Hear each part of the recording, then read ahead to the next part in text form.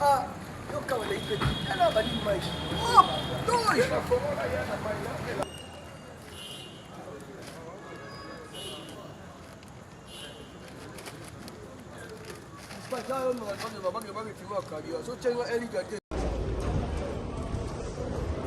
La première bande est composée de 4 policiers irréguliers ainsi que 2 civils. Il s'agit de AP de 2e classe Landou Mwanada, AP de 2e classe Mbouka Kibala Jean. Également, Jemisala Yala, AP de 2e classe Longangue Fiston. Comme modus operandi, l'un d'eux sollicite mon cas en lui indiquant la destination préalablement de sa moto. Toutefois, en cas de résistance, il n'hésite pas. Tandis que l'autre partie, arrêtée par une partie de cette bande, qui ont été plusieurs corps sans vie avec des traces de balles sont parfois découverts en 7 et une arme aussi très possible. 2e classe Mukelenge Kibaka Yves alias Cardinal. Tombola maboko mokonzi ya monayo. Il est de l'état-major Comprokim coordination police judiciaire.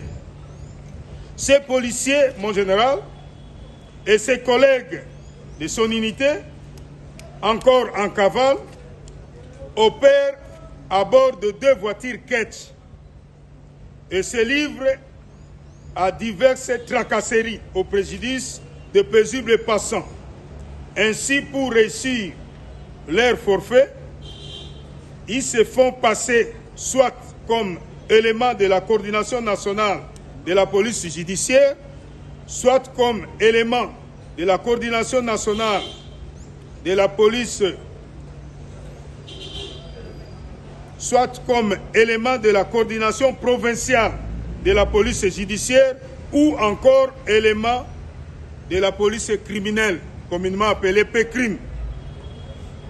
A saisi le taxi-bus qui est devant nous, utilisé par cette bande. Et le chauffeur de ce taxi-bus est bel et bien là. C'est celui qui est en tenue civile. Le groupe de 3 ici. Après de 2e classe, Massenia. Le 14 janvier 2025, dans le cadre de la sécurisation de Batuna Biloko na Bango, avant, pendant et après, totie maboko na groupe ya bato balati Sokoto.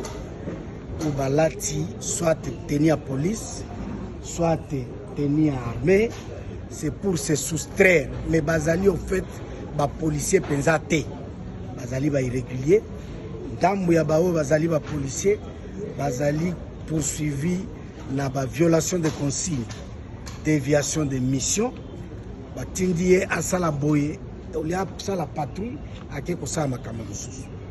Ndakisa kokanga batuya bakumbi moto to pesa ki mitindo ezali misala ya police ya circulation routière seulement.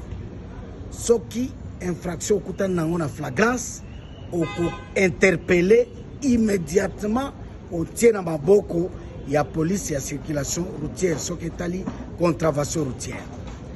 Batuana bakamati na se ya pont ya Bralima, bakamati na Mont des Arts pembeni, bakamati entrée ya foire, bazali kosala misala wana en violation ya ba consigne nde yango totie bango maboko. Ba mususu bazali koiba bango moko ba misali ba motard, mais objectif na bango koiba ba moto nyonso ya sika. Tango bazana moi bamoni baninga na bango na moto ya sika, na poko balateli bango za komba, bamemi bango na 2h du matin, 3h du matin, babomi bango pe babomi tala mandoki na bango basalaka yango wana. Yango moni tozali ko poursuivre bango kino na suka na profit ya population ya Kinshasa. Est-ce que eza na ba disposition bozui pona ba policier batika bisali liona ya mabe? Ba disposition ya liboso ezali o ko présenter baninga na bango ndenge bakangami na maboko ya la police pe tozali ko déférer bango na justice. Ba mususu bazali ko kende na procédure à flagrance, ba mususu bazali ko kende na processus normal. Suka na yango ezali bitumbo bango bakozwa oyo ekopesa bango koteama ke sengeli bazala na comportement ya malamu ndenge toanosaki ke toza kolanda policier te militaire te, toza kolanda comportement na ye oyo esengeli ezala modèle na société pona kimia na bato nyonso. Merci. Précisément le 14 janvier 2025, c'est-à-dire au début de l'année, il est impossible, on ne peut pas prétendre mettre de l'ordre dans la société alors qu'on ne sait pas le faire chez soi. Chez soi, c'est cette particularité des éléments qui, de la police nationale ou des forces armées, se comportent mal.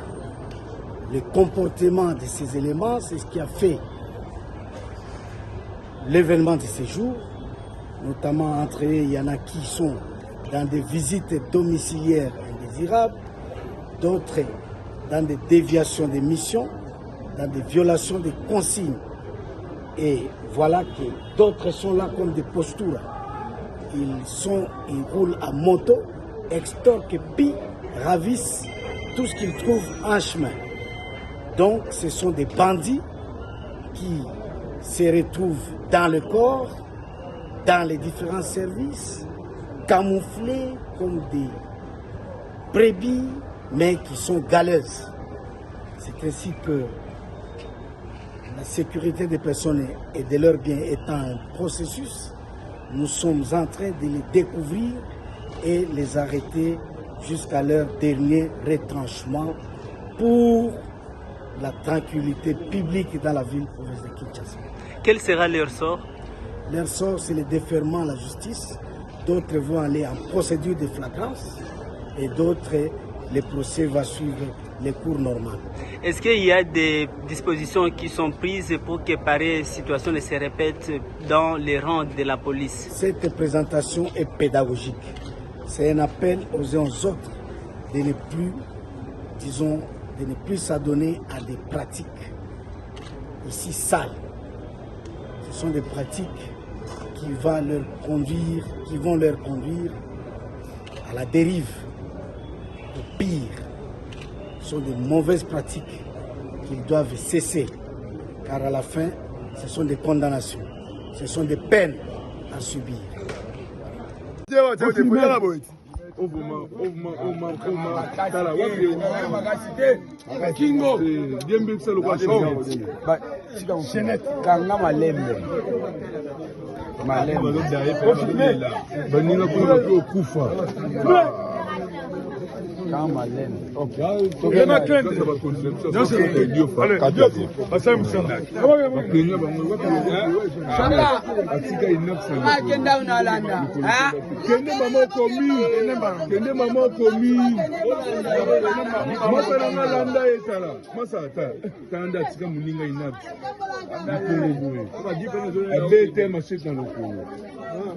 Masatala